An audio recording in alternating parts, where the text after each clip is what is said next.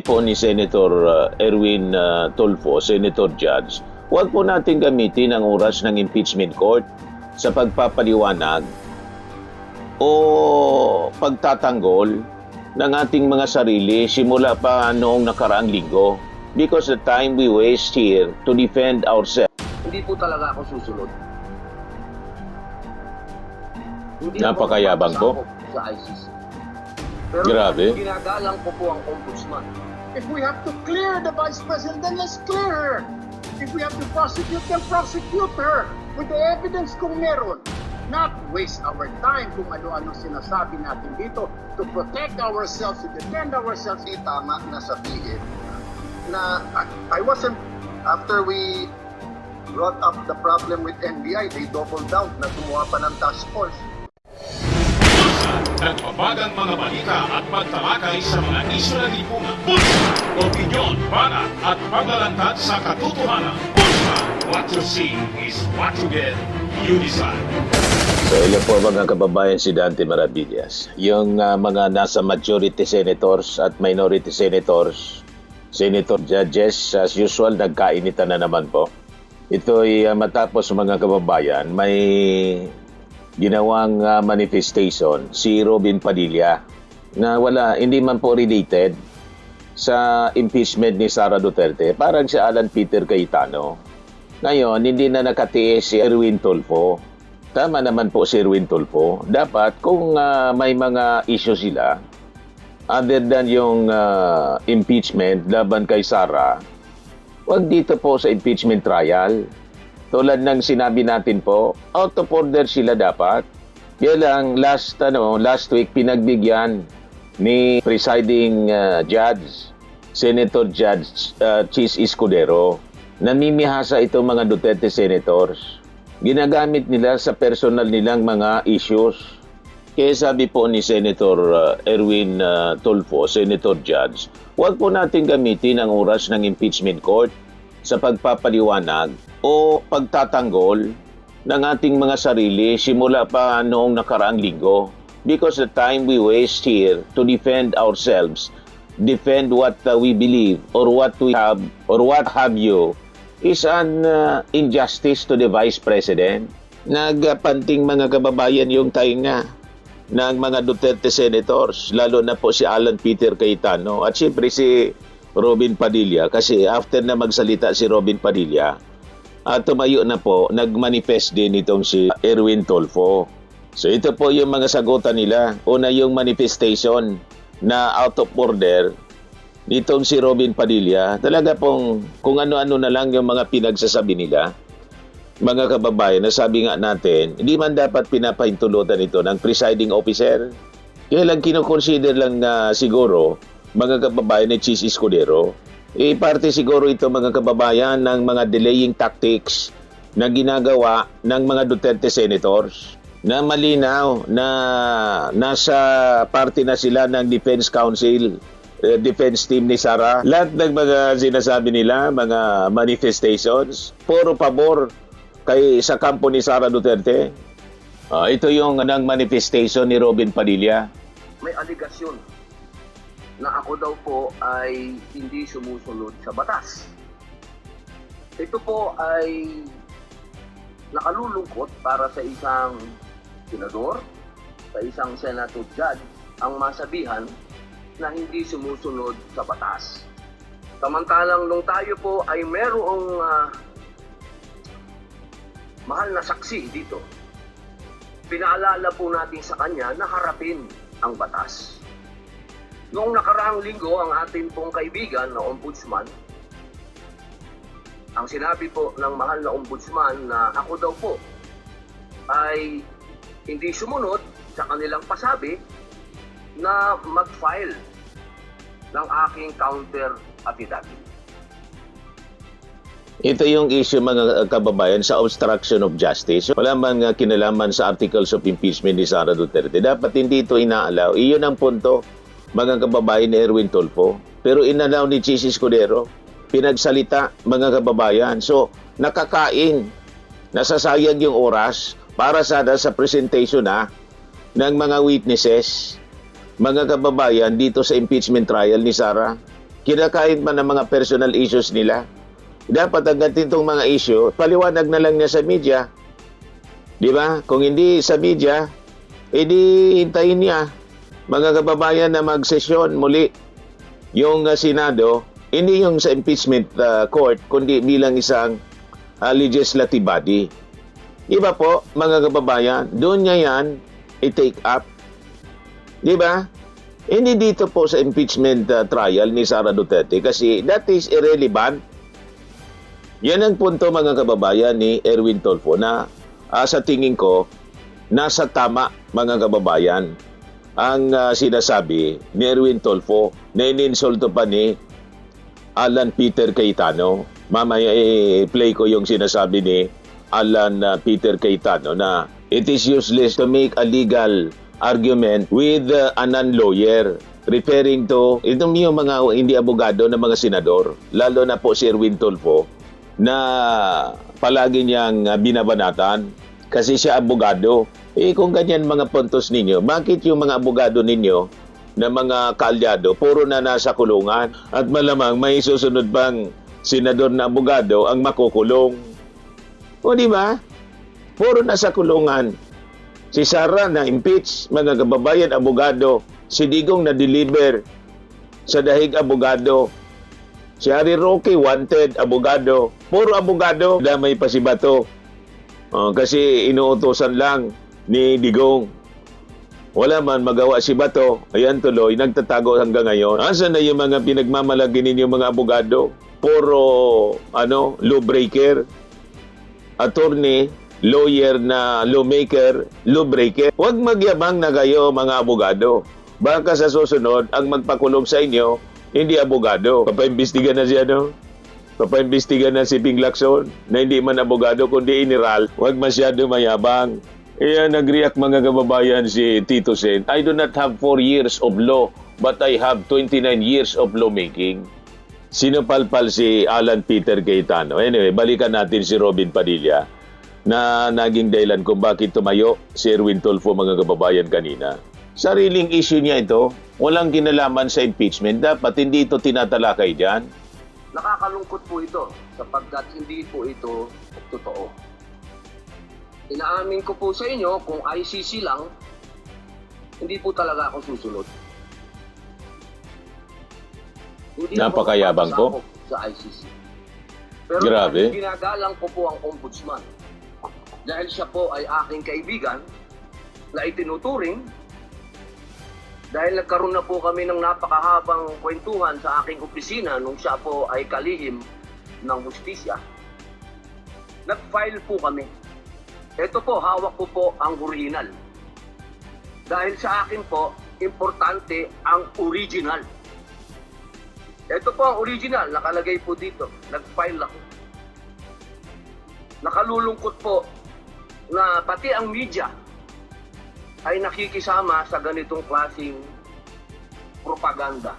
Isang senador ay hindi sumusunod sa batas. Isang Senate of Judge.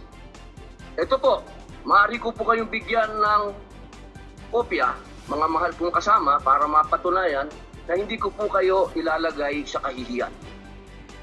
Ako po ay nag-submit ng aking counter affidavit.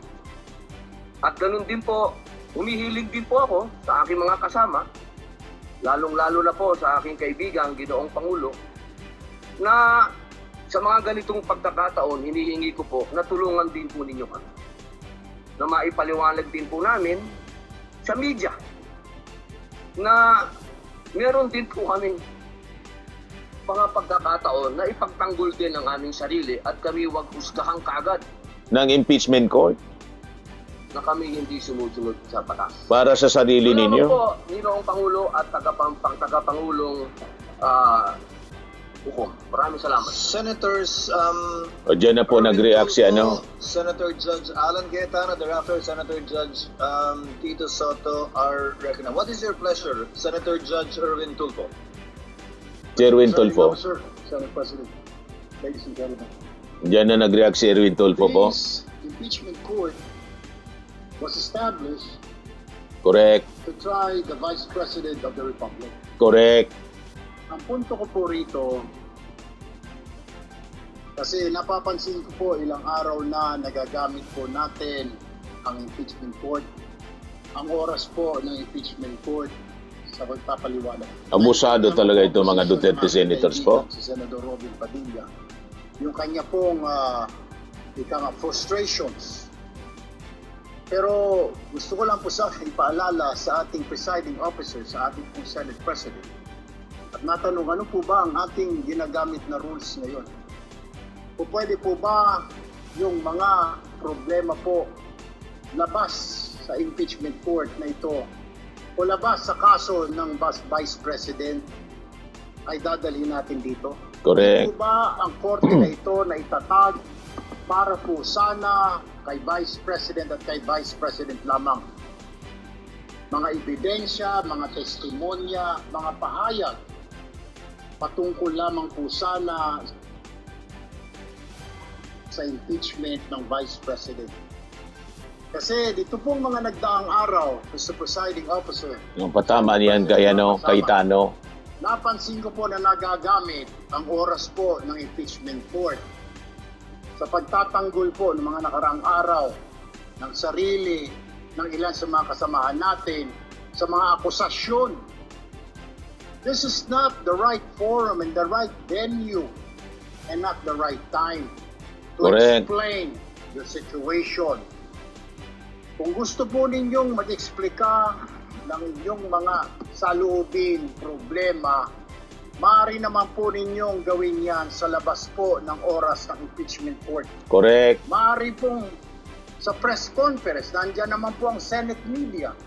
Anytime po, nandun sila sa Senate briefing room, press briefing room.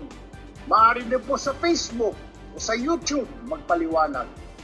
Huwag po nating gamitin ang oras ng impeachment court sa pagpapaliwanag o sa pagtatanggol ng ating mga sarili simula pa po noong nakaraang linggo. Patama kay Because Cayetano. the time we waste here to defend ourselves, defend what we believe or what have you, is an injustice to the Vice President. Correct. Yung oras po na ito dapat ilaan natin sa pakikinig sa depensa ng Vice Presidente, sa mga akusasyon laban sa Vice Presidente, hindi po pagdidepensa sa mga sarili natin kung tayo inaakusahan ng kung anong mga ahensya, kung tayo po ay may mga kaso, may mga investigasyon. This is not the right forum, Mr. Presiding Officer, Mr. President, Senate President. This is not the right place. This court was established, was created, the impeachment court, for the Vice President and Vice President only. This should be her time. This should be her forum, not our forum here na ilabas natin ang saloobin natin, mga sagot natin sa mga akusasyon, mga kaso laban sa atin. And this is not also the time, Mr. President, Mr. Presiding Officer, na hanapin yung mga kasama nating nawawala, nakakulong. Dapat po doon sa Senado natin, sa session natin. Correct. Here in this court, Mr. Presiding Officer, Mr. Senate President. Kaya pakiusap ko lamang po sana sa ating mahal na Presiding Officer and Senate President. Let us follow the rules. May rules ho tayo. Kung hindi naman ho patungkol sa Vice President na sasabihin natin, hindi naman Napainom ng tubig si Cayetano. depensa o prosekusyon ng Vice Presidente natin, then wag na ho natin payagan na magsalita pa po dito because nasasayang. Because every minute, every hour that we waste away from the defense or from the prosecution of the case of the Vice President, it is injustice. It is called injustice to the Vice President, to her family, yung anguish, yung kanyang sama ng loob, yung oras na nakabinbin ang kaso na ito. Let us do this impeachment trial as quickly as possible. If we have to clear the Vice President, then let's clear her. If we have to prosecute, then prosecute her with the evidence kung meron. Not waste our time kung ano-ano sinasabi natin dito to protect ourselves, to defend ourselves. This is not the right forum, Mr. Presiding Officer. Kindly wind up, Mr. Senate Senator Judge President. Sherwin Tulfo. This is not the right forum for us to defend ourselves. Bring it somewhere else. Bring it to the press. Bring it to the social media, but not here. Thank you, Mr. President. The remarks of the gentleman. Ay, blood si, ano? Earlier, Senator Erwin? Judge Allen asked to be recognized. Are you yielding in favor of Senator Judge Padilla? And thereafter, Senator Judge Soto. Thereafter, Senator Judge Padilla before the chair makes a ruling on the matter. Yes, Senator Judge Allen Cayetano is recognized. Thank you. I'm You happy. may proceed, sir. I'm happy I finally heard Senator Judge Erwin Tulfo is concerned about the justice or injustice to Vice President Sara. That's good news. Regarding the waste of time here, sabi ni Senator Joker Arroyo, it is useless to argue a legal point with a non-lawyer. And Senator Marcoleta brought that up here, nagkaroon ng commotion. Senator Miriam stood up here many times and said, kaya ka nga nagpo 4 years na law school at nagbabar.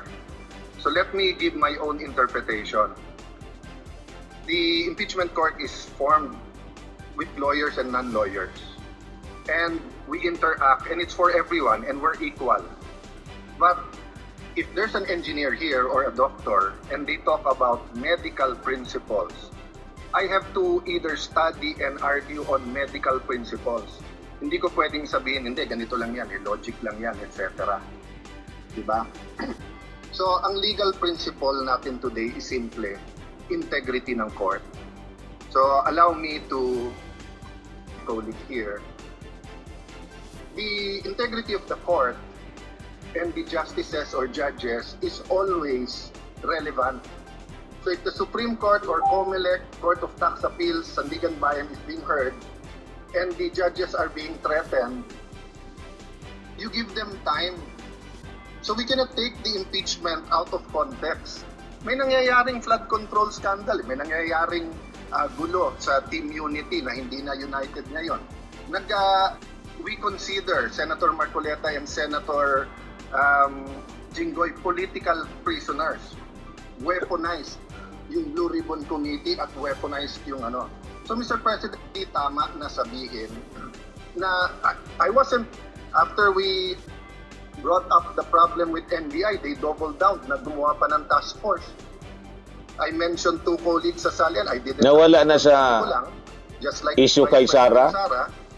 Just because tumaas ang SALN, can we already ask for the BIR, for the AMLA and the bank accounts? So sabi ko, yan ang i-discuss namin sa Monday. Nag-react na, nag-accuse. I did not take up your accusations here today. Si Secretary Vince Dizon, 3 beses na nag-verify sa Taguig. Sinabi na 3 beses na walang ghost. Ngayon, i-verify ulit. I wasn't going to bring that up, but then i-question niyo si Senator Padilla. It was all over the news na hindi niya inintindi or he snubbed the ombudsman. I was going to stand up before Senator Erwin stood up just to say, may registered mail. So nung una pa lang, 5 minutes, si Senator Tulfo, so I'll take the 5 minutes also if you don't mind. The gentleman may proceed and kindly be mindful of the time. Yes, I will now.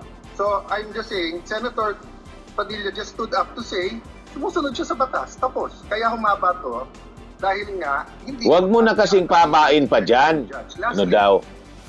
Kaya sinabi kong it's useless to argue a legal point. Ilang beses ko na narinig dito. It's our job to clear or prosecute the Vice President. Hindi po. It's our job to try and to decide.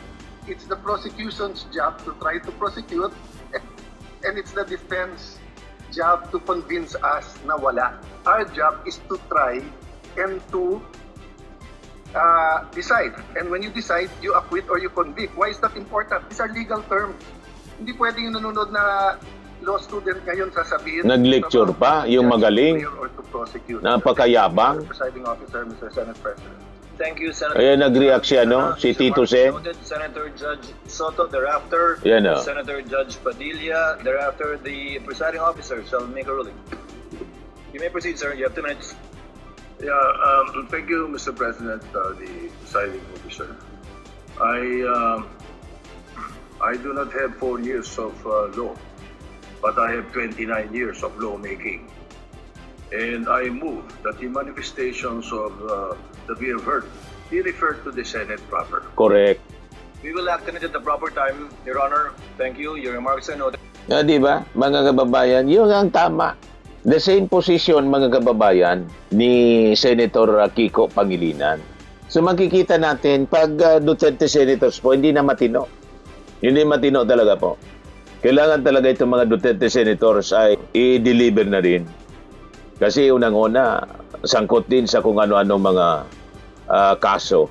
Itong si Robin Padilla, obstruction of justice. Di ba? Yung kaso. At si Alan Peter Cayetano.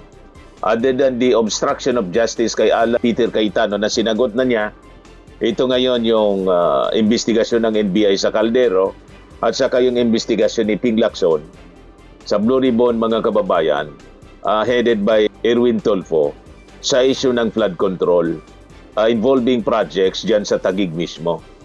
Nang sabi, mga kababayan, ay may mga milagro din na nangyari involving not millions, billions. And syempre, may 25% kickback din po. Sabi yan sa interview kanina kay Ping Lacson. Kaya ito si natataranta na po. Hindi na makapag-isip ng matino. Itong si Alan Peter Cayetano. Ayan lang po, mga kababayan. Ako po si Dante Maravillas. Bye-bye. God bless. Swimming and lifting cream, pinapahid po sa mga pulses in affected area. Mainam po sa paninigas ng mga kaso-kasuan. Ito naman po, Automax Radiant Serum. Sa mukha naman yung application. Anti-aging po siya. You will look 10 years younger than your age. Sa mga cancer patients naman po, baka lang gusto ninyo itong itry. Neng siya red mixed fruit drink. Hindi mo po siya gamot, food supplement siya. Kaya lang, gawa siya, mga kababayan, sa goji berry. Yung goji berry may anti-cancer properties. O ngayon, yung mga inquiries ninyo, dumiritso na lang kayo sa aming messenger sa Facebook para masagot namin agad. Ayos pa? Ayos na ayos niya, Mr. Maravilla. Sa mga nagana po ng malinis and spacious fitness gym, pumunta lang po kayo sa aming Colossal Fitness Gym. May Grab car rental din po kami. But anyway, ito po pala yung aming bagong product na binibenta online. I am worldwide amazing pure organic barley powdered drink mix from Australia.